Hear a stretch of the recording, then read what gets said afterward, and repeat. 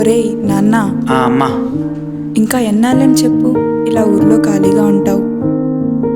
తల్లిగా నేను ఇలా అనకూడదు, కానీ ఎదిగిన కూతురు, వయసు వచ్చిన కొడుకుని కళ్ళ ముందు తిరుగుతుంటే చూస్తూ ఉండలేదురా ఏ తల్లి కూడా. అలా అని చెప్పకుండా కూడా ఉండలేను. అమ్మా అదేంటంటే రే వినురా నాన్న, ఇప్పుడంటే నా కోపికుంది కాబట్టి పొద్దు గడుస్తుంది. రేపనేది ఎలా ఉంటుందో కూడా చెప్పలేను. నాన్న కూడా లేరు. నా మాట విని తిరుపతికి వెళ్ళు. అక్కడ అత్తయ్య వాళ్ళతో నేను మాట్లాడతాను. ఒక నెల అక్కడ ఉండి ఏ పని నచ్చుతుందో చూడు.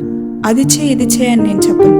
మనం నిజాయితీగా మన పని చేసుకుంటూ పోతే అక్కడున్న పెద్ద ఆయనే ఒక దారి చూపిస్తాడు.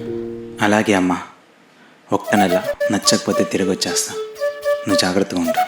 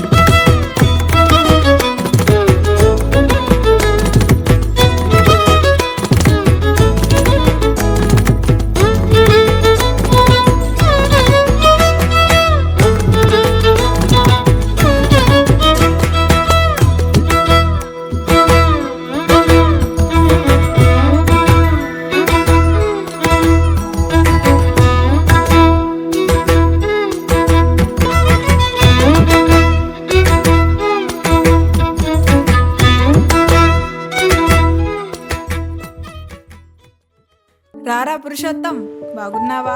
బాగున్నాను అత్తయ్య. అమ్మ ఫోన్ చేసి అంతా చెప్పింది. లోపల నీ గదిలో టవల్ అవి పెట్టాను, వెళ్ళి స్నానం చేసిరా.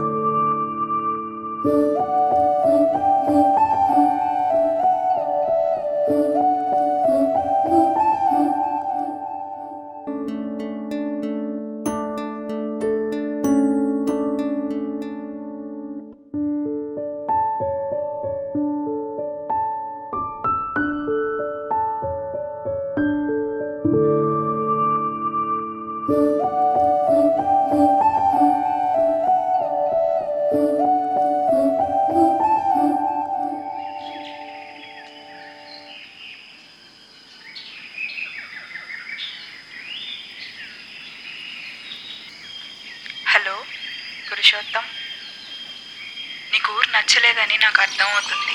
అవునమ్మా. అయినా వెంటనే నిన్నే పని చేయమనట్లేదు. కొన్ని రోజులు అక్కడే ఉంటే అదే అన్నీ సర్దుకుంటాయి. కానీ ఇక్కడ జనాలు నాకేం నచ్చట్లేదమ్మా. మన ఊరు వచ్చేలా ఉంది. అయినా ఒక తల్లి కడుపులో పుట్టిన పిల్లలకే వేరు వేరు అభిప్రాయాలు ఉన్నప్పుడు అందరూ మనకు నచ్చినట్టు ఉండాలనుకోవడం కూడా కరెక్ట్ కాదు. అయినా ఎలాగో ఖాళీగా ఉన్నా అంటున్నావు కదా, అలా వెళ్ళి తిరుపతి చూసిరా. అమ్మా నేను ఎక్కడికి వెళ్ళట్లేదమ్మా, ఉంటా.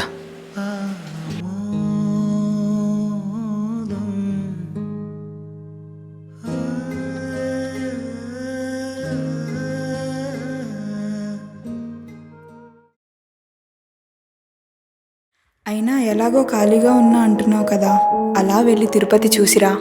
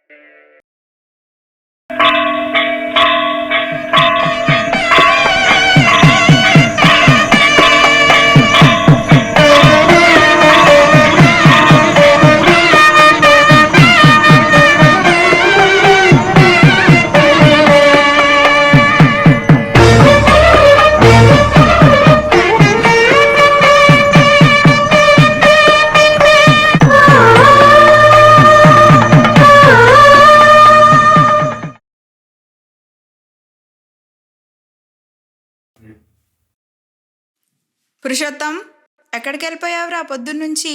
అవును, అమ్మ కాల్ చేసింది. తిరుపతి నచ్చలేదన్నావంట, అవునా?